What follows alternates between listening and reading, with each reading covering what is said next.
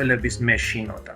საქართველოსი არა, ემოციური და ფიზიკური ბულინგი მაქვს გამოვლილი ძალიან ძლიერი. იმ თაობის ემიგრანტებმა ინგლისურიც არ იცოდით, ხო, რომ ჩახვედით? ქართულად მქონდა ინგლისური სიტყვები დაწერილი და დაზეპირებული. ინგლისურში მე 3-იანი დამიწერეს, რომ დავამთავრე.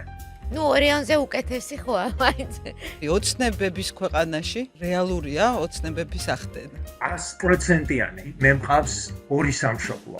როგორ მიხვედით იმ პატარა ბიჭიდან ფსიქოლოგობამდე? აი ხა რაც ხარ. მე არის დღეები, რომ მეტროში მაქვს გატარებული. მე არის დღეები, რომ ერთხელა მაქვს ნაჭამი. პირველი იმედი სად იპოვეთ? შევხედე ჩემ ფსიქოლოგს და უთხარი, რომ შენ სადაც ზიხარ, იქ მინდა ვიჯდე თქო. დაბადების ადგილი წერია საქართველო. იმ წუთასვე რაღაც ესეთი გაღიზიანების შეხედვა მოდიოდა ჩემს მიმართ. გახლეჩვა არის საქართველოში ემიგრანტებს და არაემიგრანტებს შორის. აი იმისნაირად რატო არ აკეთებ, იმისნაირად რატო არ შეგიძლია.